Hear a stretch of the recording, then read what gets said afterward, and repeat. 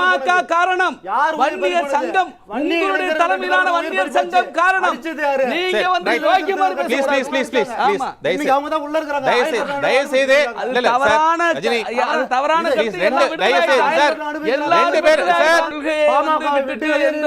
கூட்டணி எந்த பதவி எந்த விதமான சீட்டு நோட்டு எதுவுமே எங்களுக்கு அவசியம் கிடையாது. கொள்கைதான் எங்களுக்கு அவசியம், கொள்கைதான் எங்களுக்கு அடிப்படை. உழைக்கும் மக்கள் மத்தியில மோதலை உருவாக்குபவர்கள் தான் சதிகாரர்கள், சூழ்ச்சிக்காரர்கள். அவர்கள் சமூக விரோதிகள். அதை புரிஞ்சுக்கணும் sir. Right, please please please hold on. சமூக விரோதிகள். ரஜினி சார் ப்ளீஸ் சார் ஒரு நிமிஷம். இல்ல இது நம்ம பேச மீண்டும் வளர்ந்து கொண்டே போகும். இல்ல வேண்டாம், போதும். வளர்ந்து கொண்டே போகும். இதை நான் இங்கே நிப்பாட்ட விரும்புறேன். மேல்பாதி கோவிலுக்குள் தலித்துகளை விடக்கூடாது. அப்படி நீங்கள் வந்து உங்களுக்கு எல்லா வகையிலும் ஐயா உடன்பாடாக இருக்கிற சப்போர்ட்டா இருக்கிறாரு. சுப்ரீம் கோர்ட் வரையும் நான் போறேன், நீங்க வந்து எஸ்சி எல்லாம் அந்த கோயிலுக்குள்ள விட்டுறாதீங்கன்னு சொன்னது யாரு? ஐயா பேரை சொன்னது யாரு? அதற்கு நீங்கள் மறுப்பு தெரிவித்தீர்களா? ஐயா மறுப்பு தெரிவித்தாரா? நான் சொல்வது அந்த மேல்பாதி கோவில் பிரச்சனை வந்ததுக்கு பிறகு தான் அங்க பாலு போனாரு. அதுக்கு முன்னாடி வரைக்கும் போகல. இல்ல பிரச்சனை என்பது அந்த பகுதியில் நடைபெற்ற ஒரு பிரச்சனை. அங்க பிரச்சனை அங்க பெரும்பான்மையா வந்து வன்னிய சமூக மக்கள் இருப்பதனால வன்னிய சமூகத்துக்குன்னு ஒரு கட்சி மாதிரி பாட்டாளி மக்கள் கட்சியை இந்த சமூகம் கட்டமைச்சு வச்சிருக்கிறதுனால அங்க பாமகனுடைய உதவி வேண்டும் அப்படின்றதால பாமக வழக்கறிஞர் அவங்க நாடி இருக்கலாம். சமூக நீதி பத்தி நீங்க எப்படி பேச முடியும்? பாமக நாடி சமூக நீதி இருக்கிற வழக்கறிஞர் தான் சொல்றேன். இல்ல நான் என்ன கேக்குறேன், ஒரே ஒரு பதில் அவர் சொல்லிட்டோம். வந்து பாமகவுடைய கோட்பாடை சமூக நீதின்னு சொல்றீங்கன்னு சொன்னா அப்ப வந்து தலித் மக்கள் அல்லாதவர்களுக்கு சமூக நீதியா? தலித்துகளை எதிர்ப்பது சமூக நீதியா? தலித்துகளை கோவிலுக்குள் விடக்கூடாது. சமூக நீதி என்பது சமூக நீதி என்பது ஒருத்தர் கஷ்டப்பட்டு அந்த ஊரில் ஏதோ ஒரு பகுதி பணம் சேகரித்து ஒரு கோயிலில் கட்டி வைக்கிறாங்க. கட்டி வச்சு அந்த மக்களுடைய குலதெய்வமாக அதை கும்பிட்றாங்க. குலதெய்வ கோயில் யார் கூப்பிடுவாங்க? நம்ம முன்னோர்களை தான் நம்ம குலதெய்வமாக கும்பிட்டு இருப்போம். இன்னொரு சமூக மக்கள் வராங்கன்னா கூப்பிடுக்கலாம், தவறு கிடையாது. அதுல உரிமைக்கு வர முடியாது. என்ன உரிமைக்கு வராங்க? நாங்க அந்த கோயிலுக்குள்ள போவோம்.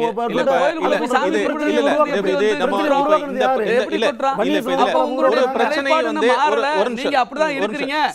என்ன மாறல அப்புறம் எப்படி சேர முடியும்? சமூக நீதி சேராத போங்க சார். ஒரு கேள்வி சார், ஒரு கேள்வி. திமுக என்பது சமூக நீதிங்கிறதுக்கான விளக்கம் என்ன சார்? சார் நான் சொல்ல சமூக நீதி என்பது அனைத்து சமூகத்துக்குமான பிரதிநிதித்துவத்தை செயல்படுத்துவதுதான் எங்களை பொறுத்தமட்டில் சமூக நீதி. அந்த வகையில் நாங்கள் வந்து பட்டியலின மக்களுக்கும் உரிய பிரதிநிதித்துவம் கிடைக்கணும்னு தான் இது வரைக்கும் நாங்கள் போராட்டி இருக்கோம். கோயிலுக்குள்ள உள்ள வரது பிரதிநிதித்துவம் இல்லையா? இல்லை கோயில் சார், கோவில்னா நல்லா கேட்டுங்க. இப்போ நீங்கள் ஒரு வீடு கட்டி வச்சிருக்கீங்க, வீட்டுக்குள்ள நீங்க தான் போயிட்டு உள்ள உட்காந்துட்டே இருக்க முடியும், படுக்க முடியும். நீங்க பக்கத்து வீட்டுக்காரங்களை உள்ள படுக்க விடுவீங்களா சார்? வீட்டுக்குள்ள வர சாமி கும்பிடுறதுங்கிறது சார் அவங்க குலதெய்வம் சார். அவங்களுடைய குலதெய்வம் நல்லா கேட்டுங்க. அவங்களுடைய குலதெய்வம், அதனால அவங்க குலதெய்வத்துல அவங்க வணங்குறாங்க. எல்லா கோயிலும் எல்லாரும் குலதெய்வம். அவங்களுக்கு சில அந்த வழிபாட்டு முறை இருக்கும். அவங்களும் சில வேற குருமிக்காரங்க போய் சாமி கும்பிட்டு வரதானங்க சொன்னாங்க மக்கள்.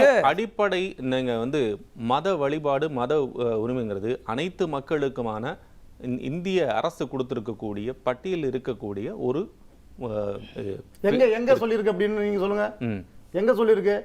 அரசு கட்டுப்பாட்டில் இருக்கக்கூடிய கோயில்கள்ல அது அரசு கட்டுப்பாட்டில் உள்ள கோயில் தான். அரசு மேல்பாதி இருங்க சொல்றேன். மேல்பாதி அரசு கட்டுப்பாட்டில் உள்ள கோயில் தானே. அரசு இடையில எடுத்துக்கிச்சு. ஒரு நிமிஷம். அது எடுத்துக்கிச்சு அப்புறம் அரசு கோயில் தானே. அப்புறம் எப்படி ஒரு சமூக உரிமை கொண்டாட முடியும்? திட்டமிட்டு இந்த சமூகத்துல சரி இப்ப நம்ம இது வந்து அது யார் இல்ல இது வந்து இல்ல சார், இது மீண்டும் சமூகம் சார்ந்த கூட பிரச்சனையாக போகும். நான் அதை கேட்க விரும்பல. நான் வந்து கேட்க விரும்புவது திரு ராமதாஸ் அவர்கள் இந்தியா கூட்டணியில் இருக்கக்கூடிய திமுக இங்கே தலைமையில் இருக்கக்கூடிய இந்த திமுக தலைமையிலான கூட்டணிக்குள் உள்ள போவாரா அப்படின்னு கேட்டீங்க. நீங்கள் சமூக நீதினு ஒரு வார்த்தையை சொன்னீர்கள். அந்த அடிப்படையில் தான் அந்த கேள்வி நான் மீண்டும் வைக்கிறேன். இறை வழிபாடு, இறைவனை எனக்கு பிடித்த இறையை நான் வழிபாடு செய்வதுங்கிறது கொடுக்கப்பட்ட சமூக நீதியா மறுக்கப்பட்ட சமூக நீதியா? சார் அது வந்து அவரவரும் எடுத்துக்கிறது தான். புரியுதுங்களா? இப்போ நான் போகிறேன் ஏழுமலையான், திருப்பதியில் இருக்கிற ஏழுமலையானுக்கு எனக்கு என்ன சம்மந்தம் இருக்குது?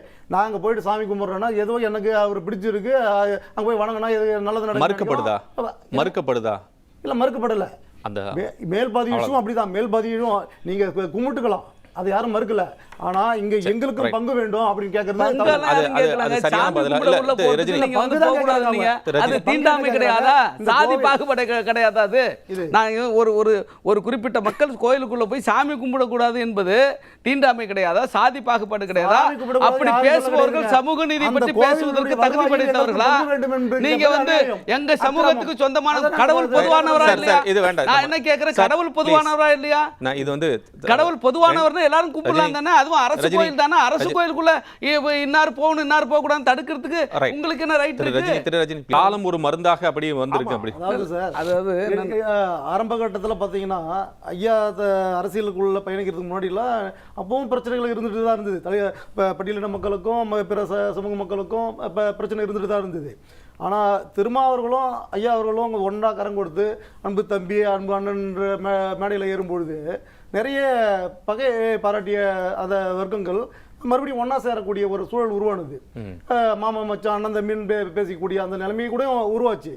ஆனால் மீண்டும் வந்து அரசியல் பாதையில் திருமா அவர்கள் வலுவா கால் ஒண்ணணும்னு நினைக்கும் பொழுது அங்கே சில சதிக்கு அவர் அடிபடிஞ்சு போயிட்டாருன்னு தான் நான் யாருங்க சதி பண்ணா? நிச்சயம், சதி பண்ணது வந்து நிச்சயமாக. பாமகவா விசிகாவா? ராமதாஸ் அவர்களா எங்கள் தலைவரா? ஈழத்தமிழை பாதுகாப்பு ஏங்க, இயக்கம்னு ஒரு நீங்க என்ன இயக்கத்தை பேசுறீங்க? ஆரம்பிச்சு அந்த இயக்கத்துடைய இப்ப தலைவரா வந்து மருத்துவர் தோழர் ஐயா ராஜகம்பீரன் மிக தெளிவா அப்ப சொன்னாரு. பெரிய ஒரு இந்த இணக்கத்தை ஐயா உழைத்தது வந்து யார் என்ற கேள்வி மிக சிறப்பா கேட்டாரு. யாரு வந்து சதிக்குள்ள எப்படி போகுங்கிறது இது வந்து ரெண்டு கட்சியோட தலைவரின் சதி நாடக காதல் நசுக்கும் சட்டங்கள் என்கிற ஒரு அபத்தமான கருத்தை இந்த தமிழ்நாட்டு அரசியல் முன்வைத்தது யார்? டாக்டர் ராமதாஸ் இல்லையா? அக்கறை இருந்தால் நிச்சயமாக எனக்கு புரியுது. அவர் வந்து கூட்டணி என்ற ஒரு போர்வையில் கொள்கையை வந்து விட்டுட்டு எந்த விதமான கூட்டணி, எந்த விதமான பதவி, எந்த விதமான சீட்டு, நோட்டு எதுவுமே எங்களுக்கு அவசியம் கிடையாது. இருங்க, நான் கேட்கிறேன். கொள்கை தான் எங்களுக்கு அவசியம், கொள்கை தான் எங்களுக்கு அடிப்படை. இணக்கம் இருந்தது, திடீரென்று இணக்கம் இல்லாத போச்சு. இணக்கம் எப்படி இல்லாத போது திடீர்னு போகும்? மேல்பாதி அதான் பிரச்சனை நீங்க வந்ததா? பதில் சொல்லுங்க இணக்கம் பாபு. இல்லாத போது எப்படி இல்லாம அந்த போகும்? சூழ்ச்சி செய்தது யாரு? சதி இணக்கம் செய்தது இல்லாத யாரு? போது எந்த மரகாண கலவரம் நடந்ததா? எல்லாமே இதுக்கு பின்னாடி நடந்தது. எப்படின்னா மருத்துவர் ஐயாவை விட்டு விலகிய திருமாவளவன் அவர்களுடைய அரசியல் நிலைப்பாட்டில் தான் கலவரம் நடந்தது. அதை நான் ஆணித்தரமாக சொல்ல ஏன்னு சொல்றேன்னா மரக்காணத்தில் நடந்த கலவரம் எல்லாருமே சொன்னாங்க. முன்னாள் முதல்வர் செல்வி ஜெயலலிதா கூட பர்சனலா போறாப்ல. நான் மீண்டும் உங்ககிட்ட திருப்பி சொல்றேன். நம்ம இந்த அரசியலாக நாம் ஒரு இயக்கத்தை சேர்ந்து அந்த இயக்கத்துல நான் பேச வேண்டும் அப்படிங்கறத நான் சொல்ல வர்றேன். சார் மரகாண கலவரத்தில் இன்ன வரைக்கும் உள்ள இருக்கிறாரு. வழி வந்து வன்னிய சமூகத்து மேல போட்டாங்க. ஆனா இன்ன வரைக்கும் அவங்க பட்டியலின மக்கள் உள்ள இருக்காங்க. தயவு செய்து இல்ல சார் ரெண்டு பேருமே பாமக மீது உங்க சங்கத்தின் மீது இல்ல சார், பழி போடப்பட்டது. தயவு செய்து பழி என்பதை விட நீங்க செய்த குற்றத்தை குற்றம் என்று தயவு செய்து பழி என்ன? ப்ளீஸ் நான் ஒரே ஒரு ரெக்வெஸ்ட், கட்சி சார்ந்து பேசுங்கள். கட்சி சார்ந்து அரசியல் சார்ந்து பேசுங்கள். தயவு செய்து இது வேண்டாம். நான் என்ன சொல்றேன், திரு ராஜகம்பீரன் ஒரு நிமிஷம் இருங்க. கோபோட பேச்சு வந்து வன்மத்தை நோக்கி போகுது. அவர்களுடைய நான் அதுதான் மீண்டும் சொல்றேன். இல்ல நான் மீண்டும் இந்த அவைக்கு நான் மீண்டும் சொல்ல வந்தேன். தயவு செய்து கட்சி சார்ந்து இருக்கக்கூடிய ஒரு விஷயத்துக்கு நான் ரொம்ப நாகரிகமா பதில் சொல்ல விரும்புறேன். அதாவது இவர் சொன்னாரு எங்க தலைவர் சூழ்ச்சி சதி வந்து அரசியலுக்காக பண்ணார். அரசியலுக்காக சூழ்ச்சி சதி, அபத்தமான குற்றச்சாட்டு, அபத்தமான முன்னெடுப்பு, சோசியல் இன்ஜினியரிங், தலித் அல்லாத பாதுகாப்பு பேரவை, நாடக காதல் நசுக்கும் சட்டங்கள் என்ற அனைத்து சதியையும் செய்தது பாமக டாக்டர் ராமதாஸ் தலைமையிலான அந்த கூட்டம். எது பாதுகாப்பு?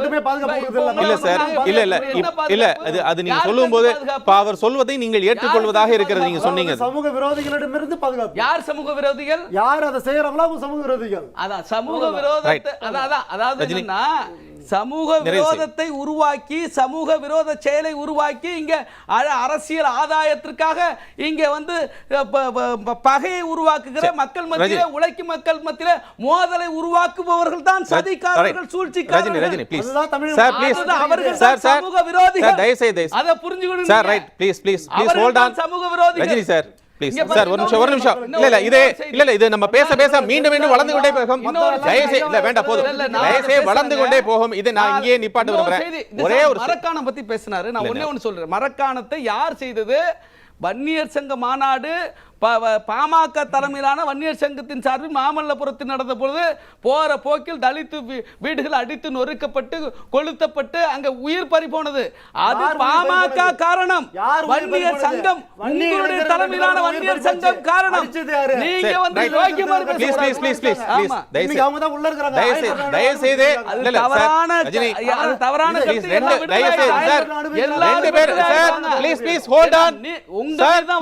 எல்லாரும் விடுதலை ஆயிட்டாங்க. பொய்யான வழக்குன்னு சொல்லிட்டு பொய்யான வழக்குன்னு விடுதலை ஆயிட்டாங்க. ரஜினி, உங்களுடைய நிலைப்பாடு இறுதியாக? எங்களுடைய நிலைப்பாடு, எங்களுக்கு கொள்கை தான் முக்கியம். எங்களுக்கு மக்களுடைய வந்து பாதுகாப்பு தான் முக்கியம். ஜனநாயகம், சமூக நீதி தான் முக்கியம். சகோதரத்துவம் தான் முக்கியம். இதற்கு எதிராக எந்த சக்திகள் இருந்தாலும் அந்த சக்தியோடு நாங்கள் கரம் கோர்க்க மாட்டோம். நிலைப்பாடு என்பது தனித்தது அல்ல. நிலைப்பாடு என்பது கொள்கையின் அடிப்படையிலானது. அந்த அடிப்படையில் மதவாதத்தை வந்து முன்னிறுத்தி மத வெறுப்பை தூண்டுகிற பாஜக சங்க பரிவாரங்களை போல சாதியவாதத்தை முன்னிறுத்தி இங்கே வந்து மக்களிடத்தில் அரசியல் ஆதாயம் தருகிற கட்சிகளோடு நாங்கள் ஒருபோதும் கூட்டணி சேர மாட்டோம். தேர்தல் உடன்பாடு கொள்ள மாட்டோம். அப்படி வந்து திமுக தலைமை சேர்த்து கொண்டாலும் அதிலே நாங்கள் இடையூறு செய்ய மாட்டோம், குறுக்கீடு செய்ய மாட்டோம். எங்கள் நிலைப்பாட்டில் நாங்கள் உறுதியோடு இருப்போம். நாங்கள் எங்களோட நிலைப்பாடுக்கு வந்து ஒத்து வந்தால் நாங்கள் கூட்டணியில் தொடர போகிறோம். இல்லை என்று சொன்னால் நாங்கள் வெளியேற போகிறோம். தேர்தலே நாங்கள் வந்து தேர்தல் களத்திலிருந்தே நாங்கள் வந்து ஒதுங்கிக் கொண்டாலும் ஒதுங்கிக் கொள்வோமே தவிர சீட்டுக்காக, பதவிக்காக நாங்கள் வேறு நிலைப்பாட்டை, கொள்கை முடிவு எடுக்க மாட்டோம்.